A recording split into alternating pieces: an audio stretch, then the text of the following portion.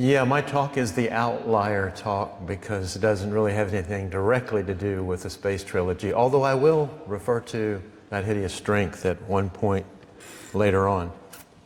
So I want to begin with a short passage from Kenneth Grahame's The Wind in the Willows. "Please stop, Ratty," pleaded poor Mole in anguish of heart. "You don't understand. It's my home, my old home. I've just come across the smell of it, and it's close by here, really very close. And I must go to it. I must. Oh, come back, Ratty. Please come back." In C.S. Lewis's autobiography, Surprised by Joy, he asserts the vital role his childhood home in Belfast, alternately known as Little Lee or Leeborough, played in his early life. Lewis writes, "The new house is almost a major character in my story. I'm a product of long corridors, empty sunlit rooms, upstairs indoor silences, attics explored in solitude, distant noises of gurgling cisterns and pipes, and the noise of wind under the tiles." Much of the joy that he and Warnie experienced growing up was because of Little Lee. Warnie also notes the importance in their shared early days. He writes about Little Lee, "Our new house was a child's delight. We had our own day room in the attic and glorious privacy, never invaded by officiously tidying maids. Boxen and the rest of our secret life flourished there wonderfully. These were golden days." As influential as Little Lee was to the two brothers in their youth, another home they shared for over 30 years in adulthood was even more important, the Kilns. Indeed, the Kilns was a major character in the lives of both men. But what I want to claim this morning is just a little bit more. The Kilns is a central character in the imagination of a myriad of readers who have been nurtured by the lives and writings of Jack and Warnie. First, a bit of history. After renting several flats and homes in and around Headington throughout the 1920s, Jack, Warnie, and Mrs. Janie Moore, and many of you know that her nickname was Minto because she liked that kind of candy, they decided they wanted to find permanent housing. By July of 1930, they found a property they fell in love with, the Kilns. A modest house with roughly 8 acres of land in the blue-collar village of Headington Quarry, about 5 miles from Montreat College, the Kilns was built in 1922, most probably as a home for the workers making bricks in the kiln standing next to the house. Warnie wrote in his diary, "The 8-acre garden is such stuff as dreams are made of. I never imagined that for us any garden would ever come within the sphere of discussion. The house stands at the entrance to its own grounds at the northern end of Shotover Hill at a little end of a narrow lane." And I'm pretty sure that Warnie took this photo, which in turn opened off a very bad and little used road, giving us as great privacy as can reasonably be looked for near a large town. To the left of the house are 2 brick kilns from which it takes its name. In front, a lawn and hard tennis court, then a large bathing pool, beautifully wooded, and with it a delightful circular brick seat overlooking it. After that, a steep wilderness broken with ravines and nooks of all kinds runs up to a little cliff topped by a thistly meadow. And then the property ends in a thick belt of fir trees, almost a wood. The view from the cliff over the dim blue distance of the plain is simply glorious. The two brothers began planning how they might purchase the property and the improvements that they would make to the grounds and the house. Pooling their money, Jack, Warnie, and Minto were able to purchase the house for £3,300 in October of 1930, and they moved in. The agreement between the three of them was that Minto was the nominal owner. However, after her death, the Lewis brothers would live there until they died, and then after that, the house and property would pass to Minto's daughter, Maureen. For me and countless others, the Kilns is a place of pilgrimage that promises to be an enchanting retreat. Ironically, it was not always an endearing place for Jack and Warnie. Indeed, until Minto's death in 1951, the Kilns was often racked by disharmony. Minto was an autocrat who demanded that her directives be followed by all the inhabitants, including Jack and Warnie. Arguments with Maureen and her mother were everyday affairs, and after many maids were hired and fired because of Minto's demands. Warnie was puzzled by Jack's acceptance of Minto's exasperating behavior. But on the few occasions when Warnie tried to raise the issue, Jack cut him off and would not discuss it. Within only a few years of moving into the Kilns, Warnie was profoundly unhappy there. His relationship with Minto darkened his life, making living at the Kilns like being in an unwelcoming army billet. Eventually, he had a canal boat built so that he could escape the Kilns and Minto. This was his pride, by the way. He spent about 6 or 7 years sailing the canals around Oxford, both because he liked being on the water, but even more because he liked being away from Minto. Near the end of Minto's life, Warnie compared her to Shelob, the grotesque bloated spider in The Lord of the Rings who ensnares Frodo and almost kills him. Jack began confessing to his friends how difficult it was to live with Minto only after her poor health led him to move her to a nursing home. He told his childhood friend Arthur Greaves that the Kilns was, quote, a less horrible place to visit now that Minto was no longer there. To another friend he confided, quote, that I've lived most of my life in a house which was hardly ever at peace for 24 hours, amidst senseless wranglings, lyings, backbitings, follies, and scares. I never went home without a feeling of terror as to what appalling situation might have developed in my absence. With the passing of Minto came a sea change. Jack met and fell in love with Joy Davidman, and she eventually joined him and Warnie at the Kilns. Joy was everything Minto was not: brilliant, well-read, articulate, witty, a delightful conversationalist, and able to laugh at herself. While Jack loved Joy romantically, Warnie loved her with deep affection as the sister that he never had. In fact, next to his mother, the woman Warnie most loved in his life was Joy. When Warnie offered to move out of the Kilns after Jack and Joy married, they would not hear of it and insisted that he stay. Joy did much to brighten the dingy atmosphere of the Kilns, including having the inside painted, replacing the moth-eaten woolen blackout curtains still hanging from World War II, and cultivating a lovely flower and vegetable garden. She was thrilled to be living at the Kilns, writing her cousin, Eddie Rosenthal, "Thanks for your good wishes on my marriage. It's as good as the first one was bad. With Bill, I lived in perpetual anxiety. If it wasn't women, it was drink, and if it wasn't drink, it was bad temper, and smashed crockery in public scenes, and always it was money. Just getting him out of the bed in the morning and coaxing him to do a little work meant 3 hours exacting work for me. With Jack, the only problem is to keep him from working too hard and sacrificing himself to all the rest of us. He really is a saint, and that's not a word I use lightly. In addition, he's got 10 times Bill's charm and brains and talent and wit, and he's as merry as a cricket. And as you can see, I am overwhelmingly in love with him." Joy's son Douglas also deeply loved the Kilns. There he is, confiding that it became his real home. He loved exploring the woods, climbing trees, and piloting the little cloth-covered kayak that Jack gave him so that he could do that in the pond. Although bone cancer took Joy after only 3 years with Jack at the Kilns, they were the happiest ones of both of their lives. Warnie was brokenhearted, surprised at how much he had come to love Joy.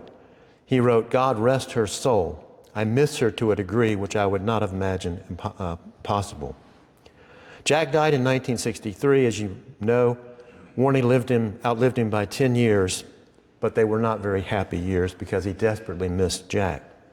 For a time, Warnie moved out of the Kilns. It just had too many tender memories for him. But eventually he returned, dying there in 1973. According to Kim Gilnett, the house was purchased from Maureen in 1973 by the Thirst family, who understandably wanted to update it. So that's what the house would have looked like when the Thirsts bought it, pretty much the way it did when Jack and Warnie lived there. However, the renovations that they decided to do caused significant structural damages. After the Thirsts left the house, notice all those single-paned windows that are now there. The earlier ones were taken out. They also took down some of the chimneys and closed them up. Anyway, after the Thirsts left the house, it was rented out and eventually fell into terrible disrepair. By the early 1980s, it was on the verge of collapse.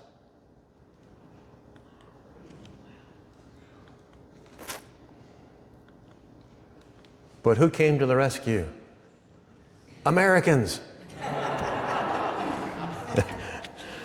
Yeah, there's a long story there that maybe Melissa can tell us about. I hope she'll share a little bit here at the end.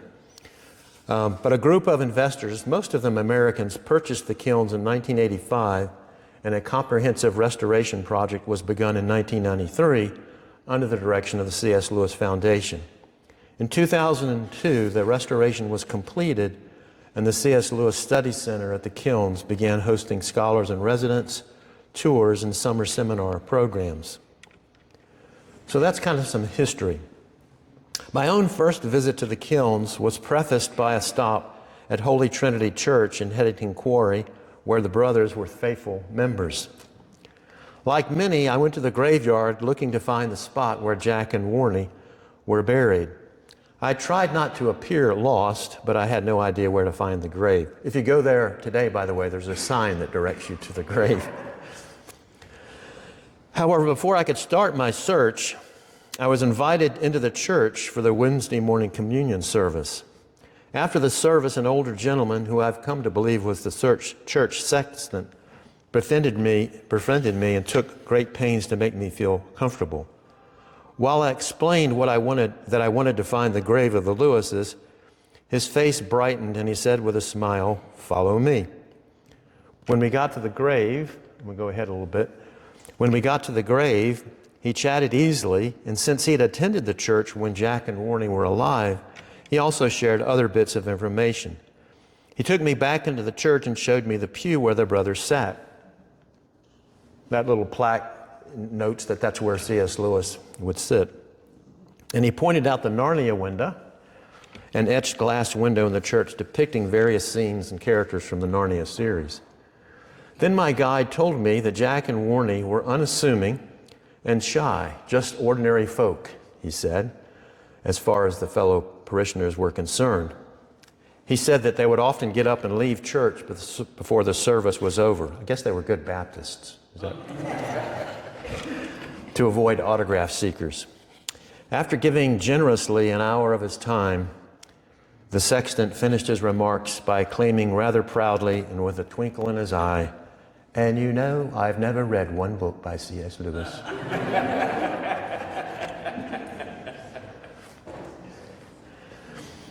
Letting the iron gate clang shut behind me, I left the churchyard and almost immediately saw on the left Mason Arms, a favorite local pub of Jack and Warnie. I walked down Trinity Road, crossed the Ring Road, and then down Kilns Lane. About 7 minutes later, I reached Lewis Close and came into view of the Kilns for the first time. I hadn't any particular expectations, so the humble-looking detached structure neither disappointed nor excited me. I was greeted graciously by Michael Ward, who was at the time the warden at the Kilns, and he gave me a thorough tour of both the house and the grounds. After I left, I found my impressions conflicted. On the one hand, it was satisfying to have seen the house. On the other hand, it was still just a house, not dissimilar from the others surrounding it. Our perceptions of how a place will look are often unrealistically romanticized. So anticlimactic probably sums up my first visit to the Kilns. The magic came later.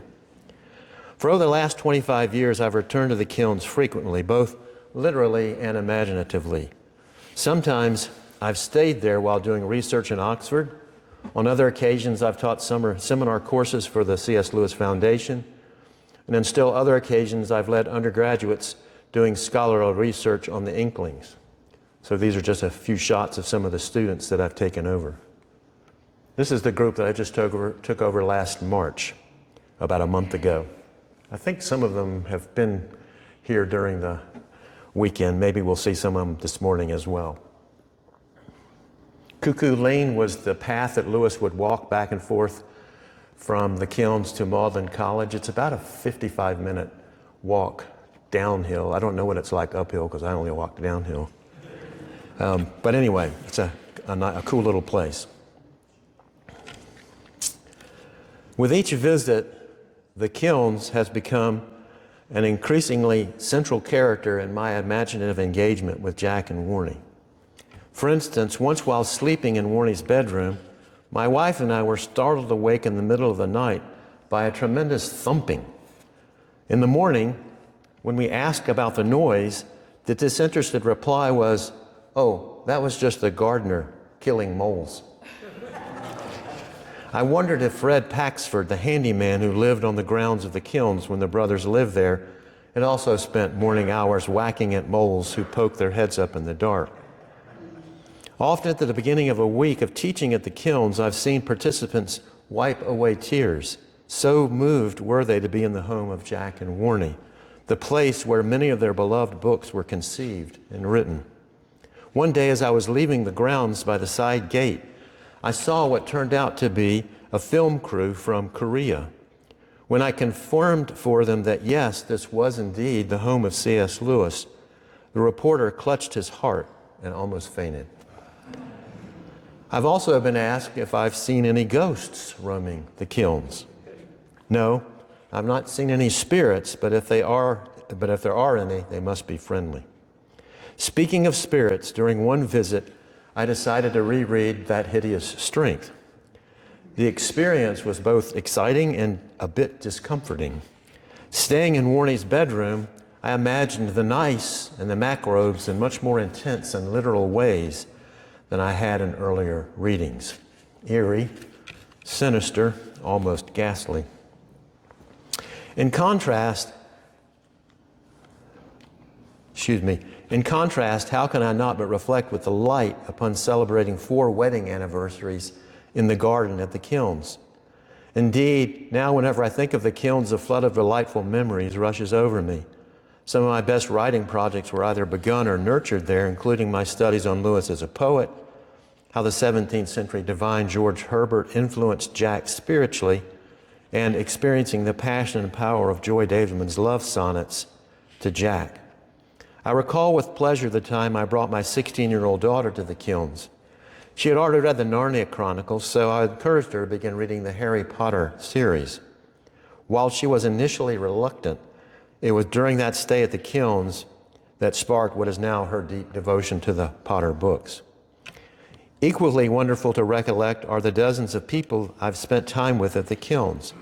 Kim Gilnett, the fellow there in the maroon shirt who I mentioned earlier, was a key person in directing the renovations of the house.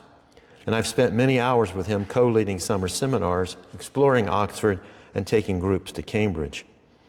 At the beginning of one visit, Kim took me to the Star, a pub just outside Headington. He was intent on having a pint of their most bitter beer, and he invited me to join them. At the best of times, I only drink beer when pressed. This time, it was all I could do to force down what tasted like horse sweat. Not that I know what horse sweat tastes like. Debbie Higgins, the young lady you see up there, who has served as the warden of the Kilns on multiple occasions, is now a good friend, and I love revisiting in my mind the warm chats we've had sitting in the kitchen next to the August stove. And I invariably smile when I remember the late Bill Berryman. He was introduced to me, by the way, as Mr. Beaver. A local resident who repeatedly extended good-natured friendship to my wife and me during our visits. When I first met Bill at the Kilns, he told me They had never lost an argument with his wife, Jean. When I looked puzzled and asked how that could be, he replied, "I always say, 'Yes, dear.'" I've also spent hours there with the renowned G.K. Chesterton scholar Aidan Mackey, the gentleman sitting down next to Hooper there. As darkness has fallen outside, I've thrilled to hear him read from Chesterton's work, especially the poem, The Ballad of the White Horse. Aidan's enthusiastic reading gives the poem new life every time I hear him read it. I also remember affectionately Aidan in other circumstances. Once he was driving me and my wife around from the Kilns to the Perch Inn. After a few wrong turns, he admitted that he was lost and apologized whimsically, saying, "I'm afraid I've passed my sell-by date." Other warm memories concern Peter Cousins, for many years an Oxford cabbie. He enjoyed telling me about his own first hearing about the Kilns, when an American lady got into his cab and asked to be taken to the chimneys. Peter had no idea what she was talking about, but because of her, he determined to learn every place that Jack lived in and around Oxford. And over the next several years, he did just that, at the same time eagerly reading many of Jack's books and the biographies about him. Soon he was a sought-after tour guide. I joyfully look back upon Peter's enthusiastic cab tours. They're something I'll always treasure. Eventually, Peter served for many years as the treasurer of the Oxford C.S. Lewis Society, regularly attending most meetings. Behind the Kilns, there are two other notable spots. The first is the already mentioned pond. Although it's now filled with algae, when Jack and Warnie lived there, the pond was a favorite bathing spot. I don't think either would want to jump into it now. While the two of them smoked many cigarettes and pipes while seated on its banks, when I was there last, the only smell I picked up on was the lingering smell of marijuana. I think the local teenagers now frequently use it for parties. The second is Shotover Hill, which rises several hundred feet behind the Kilns. So this is walking up Shotover Hill. I've hiked that hill numerous times, in each instance more enchanted by it than the last. On one early November morning, about halfway up, I looked out across a misty meadow. In the distance was a beautiful white horse casually grazing. I had to do a double take because in my mind's eye, I thought I saw a horn growing out of the forehead. Was it Jewel? Many of the trails up Shotover are arched over by trees and large bushes. Whenever I see these archways, I momentarily believe I've found a new entrance into Narnia. At the top of Shotover, there are beautiful distant views of Oxfordshire, patchwork fields, lovely copses, and gentle rolling hills. Joy wrote about one walk she had with Jack and Warnie.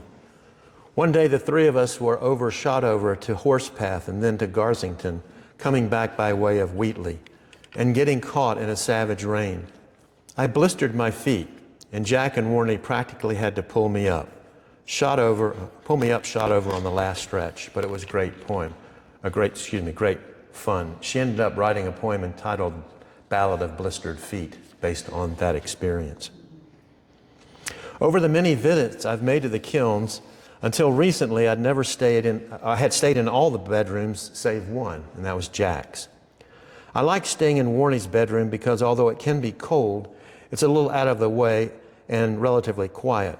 It also has a half bath attached to it. There are not many bathrooms in the Kilns, and there probably never will be. The room immediately adjacent to the kitchen is another favorite because it's warm and close to the heartbeat of the life of the Kilns. These are some shots of Jack's bedroom. But I avoid staying in Jack's bedroom. I felt like I would be an outsider, an interloper, an uninvited intruder. So when during my last visit and I was offered a chance to stay in Jack's room, I initially turned it down. Then my wife, both lovingly and wisely, told me I was being silly. She pointed out how many people would give anything for the chance to sleep where Jack slept. As usual, she was right, so I moved into his bedroom. Those familiar with the story of Jack and Minto know of their awkward sleeping arrangements at the Kilns. Their rooms were next to each other with only a door between them. If they were in a romantic relationship, such an arrangement would have been very convenient. However, by the time they moved into the Kilns, Jack had almost certainly become a Christian, and whatever romantic relationship they had was probably over. When I asked George Sayre, author of what I think is still the best one-volume biography of Jack, if their sexual relationship ceased after Jack's conversion, Sayre was adamant that it had. He emphasized that Jack was sexually chaste after his conversion, and that the two of them talked about the necessity of chastity for a Christian unmarried person on a number of occasions. On this matter, Sayers was insistent and vehement. Still, this arrangement meant that at least sometimes Jack might have had to go through Minto's room to get into his. The solution they adopted was simple, straightforward, and efficient, but it wasn't convenient for Jack. The door between the two rooms was nailed shut. For the next 20 years or so of Minto's life, Jack accessed his room from an outside stairway. If Jack needed to use the toilet at night, even in the dead of winter, he would have to go outside and down the stairway. While I was staying in this room, I reflected on this a good deal, admiring his good manners and marveling at his self-sacrifice. It's a lovely little second-floor room at the corner of the house, and one of the first sights a visitor to the Kilns notices. Jack loved looking out at the stars and thrilled to hear foxes barking. Above the bed, there's a photo of one of Jack's favorite images, the Shroud of Turin. During my stay in the bedroom, the summer heat was sweltering, but the two corner windows created a bit of a cross breeze, making it bearable. I thought about the many seasons endured by the Kilns and wondered if any of the snowy scenes in The Lion, the Witch, and the Wardrobe were inspired by fresh snowfalls Jack looked down upon. Moreover, large attic spaces run the length of the second floor, perhaps suggesting some of the adventures of Polly and Diggory from The Magician's Nephew. And certainly from his perch, Jack would have heard Paxford's voice, the real-life model of Puddleglum from The Silver Chair. I came away from my stay in Jack's room with a deeper understanding of how the Kilns shaped his life and writing.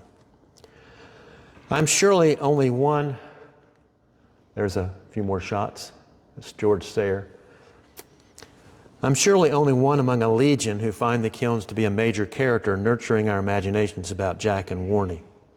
We try to picture Jack in this or that room writing one of his Narnia stories, responding graciously to someone who wrote him about a spiritual question or crisis, or penning one of his books on apologetics. Even if we've not been to the Kilns physically, nonetheless, we envision the house in our minds. To that end, I conclude with a poem I wrote suggesting how the Kilns inhabits our imagination. July at the Kilns. Peering out your windows, roses splash pink against the sky. Doves throb sadly in the quiet, and I think of the lives you've seen. Minto and Jack, Warnie and Joy, Maureen Paxford and War Children. All have found in you a refuge and a solace, a friendly citadel of peace. Now you live again for others to enjoy. We do not hope for ghosts or relics. We do not long to return to your past. Instead, we gaze out your windows and imagine and imagine. That's it.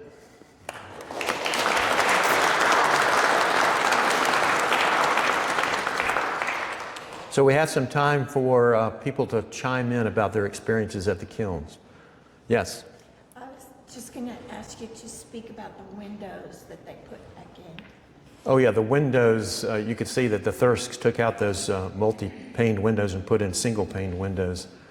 But fortunately, they did not destroy those original windows. They stored them in the garage. And so when the building was renovated, they were able to put the original windows back in, which is a very cool detail. Yes? What was the first year you went to the Kilns? This would have been probably 1997-ish. Yeah. Mm-hmm. You didn't say a whole lot about Maureen. Do you have anything to share about her involvement There are other people in this room who could say more than I, but Maureen and her mother had a very conflicted relationship. Eventually, Maureen married a musician, and she was herself a musician. They ended up moving to Malvern, where the Lewis brothers had gone to school. Jack and Warnie often would visit Malvern, either staying with George Sayre or with Maureen and her husband Leonard. Just a quick footnote. The first time I went into George Sayre's house, he invited me into his living room and he said, "Well, you want to sit over there, that's where Lewis would sit, and Tolkien would sit over there." But some of the rest of you know more about Maureen than I do. David, Crystal, anyone to add to that? She became Lady Dunbar of Hempriggs. Yep, she inherited a Scottish title. Yep. And one of the only original pieces in the house is her piano. Yeah, if you go to the Kilns, one of the few pieces that had a connection to the family is her piano that's still there. The only original artifact in the house now is Warnie's typewriter. Melissa, you want to join in? Because Melissa was the warden at the Kilns for a while. You want to come up?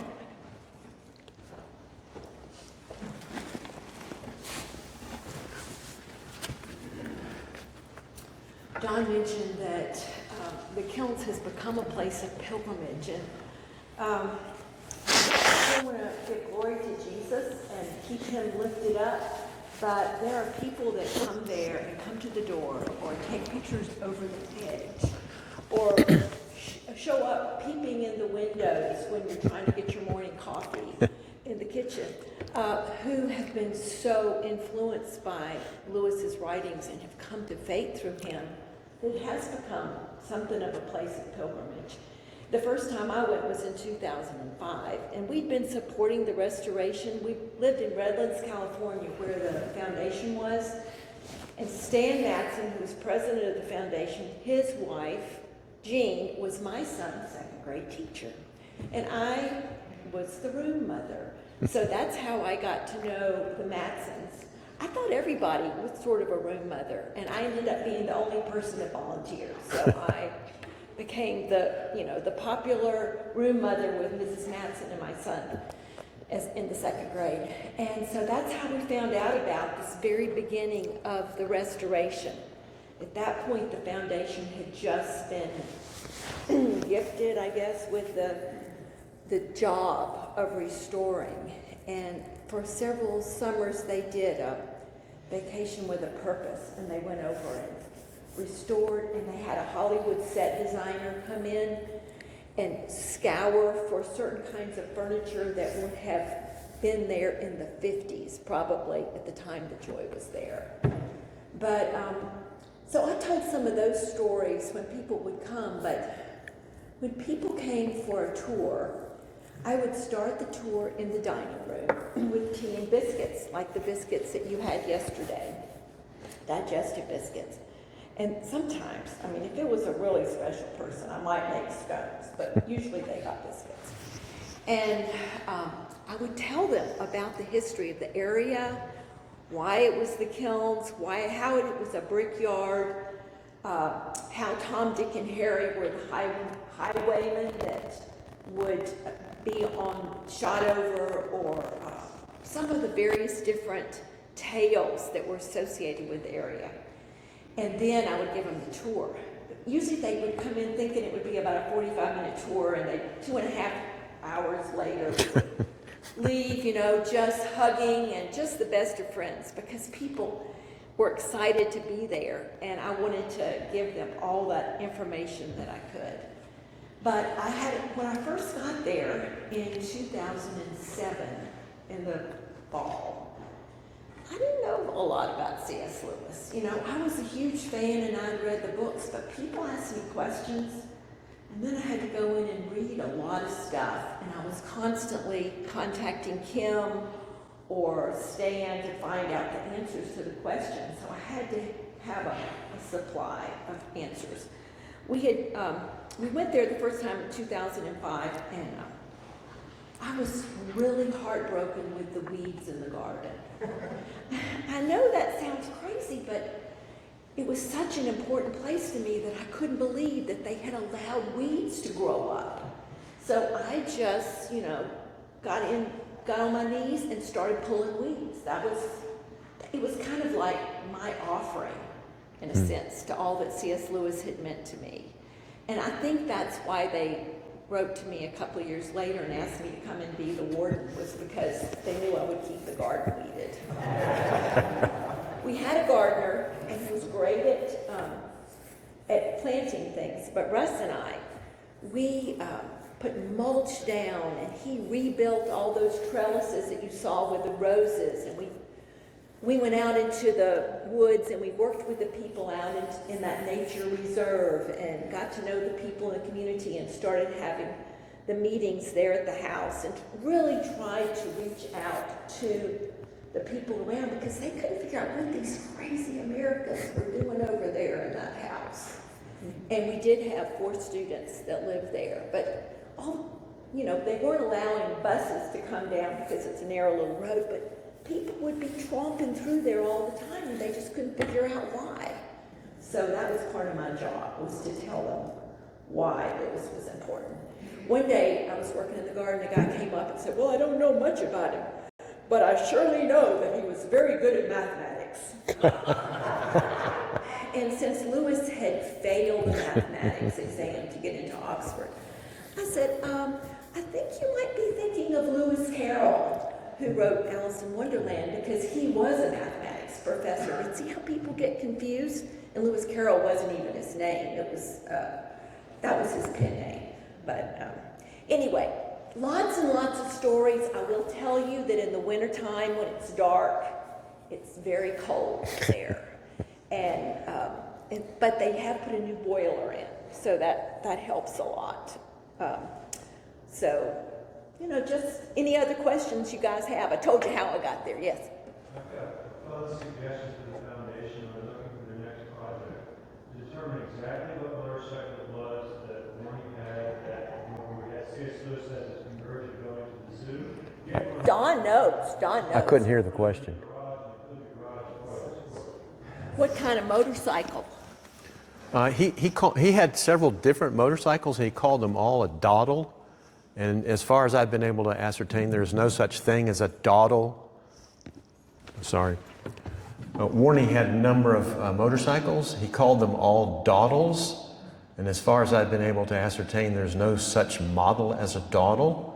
So some have suggested that he nicknamed those motorcycles dawdles because they moved rather slowly. They dawdled along. But they were probably Triumphs or something like that. And there is no garage. The garage has been made into a library. Good place for a motorcycle. Would be, yeah. Yes? I have a question about the architecture of the Kilns versus Little Lee. In some pictures, Little Lee has these 2 gables to one side, and then you look at the Kilns, and it also has 2 gables. It's a smaller building, but it has a similar structure of the 2 gables to one side. I wonder if the 2 brothers loved the Kilns when they first saw it, because subconsciously it reminded them of Little Lee. Yeah, I don't see why not. Yeah, makes all kinds of sense. Yeah. Well, nobody could disprove that theory. That's exactly right.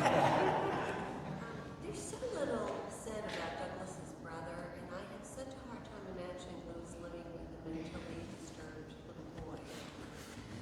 Do you have any information on how he dealt? I don't believe that C.S. Lewis wrote much about his relationship with the boys when they were younger. Warnie has written to some degree about his relationship. He was, initially he was quite frustrated with Douglas because he thought that Douglas was not taking his studies seriously. And Warnie, and by the way, it's very ironic that Warnie ends up watching over these 2 boys, a lifelong bachelor. But anyway, he was very concerned about Douglas and whether he would ever be a successful person. And some of you know that Douglas went on to become a quite successful person. He was irritated by David's fastidiousness once he decided to become a practicing Jew. But at the same time, Warnie wrote in his diary that oftentimes the conversations that he had with David were very good. Yeah, no one's written much about David. I do have 5 letters from David that he wrote to me when I was working on Joy's letters, because I had to get permission to publish the letters both from Douglas and David. Douglas has always been easy to work with. He said, sure, you can publish my mother's letters, but you'll have to contact my brother David as well. And so I did. It was a rather circuitous way of getting in touch with David, because he didn't take email and he didn't take mail. He only took faxes. So this takes you back to what, the early 2000s. So in the end, I think I had 5 faxes back and forth from David. And again, when I told him what I was doing or what I wanted to do, his first response was something like, well, I don't know why you would want to waste your time on a 2-bit hack poet like my mother, but ... So I had a pretty good sense that there wasn't much love lost between David and his mother. David died in 2015, and I don't know, has the Wade Center got any? Well, we interviewed Doug Gresham a few times for our podcast, and he was more forthcoming after David died that he felt that David was a schizophrenic. When they were younger, David would mercilessly beat Douglas, and Douglas would report this to his mother, and she felt all boys will be boys. But he actually felt that he had mental health problems going all the way back to childhood, which got even worse in adulthood. Right. He ended up spending several years in a sanitarium, I believe. But he was a troubled individual. Yeah. Eventually someone will write maybe a short biography of David, I don't know, but yes. I would say when Melissa was running the place, that's really what she was doing, hacking weeds and all the rest. When Fred was deployed, she invited me to come over, and I spent almost 2 weeks. I stayed in Maureen's room and taught her about evensong, because basically I dropped my luggage and said, let's go. And so we started doing the evensong circuit through town. But when I spied the bathroom, I said, wow. Now the admonition in your house may have been, of course you're going to sleep in that bed. For me, it was, of course, I was going to take a bath in that bathroom. So the number one thing I learned from my almost 2 weeks at the Kilns was that there can be such a thing as a too big bathtub. Because I would sit it and my feet looked like that. So I only did it once, but it was worth it. Yeah, bathrooms are problematic at the Kilns. There is no bathroom upstairs, which is very problematic. The shower is so small that you can't bend over it to drop your soap. You have to do a deep bend. But I loved cooking on the Aga. Yep. Melissa wouldn't touch it. The Aga is an amazing oven, stove that it only has 2 temperatures, as I understand it, sort of warm and really warm. So you have to become an artist as a cook there, I think. You want to take it over?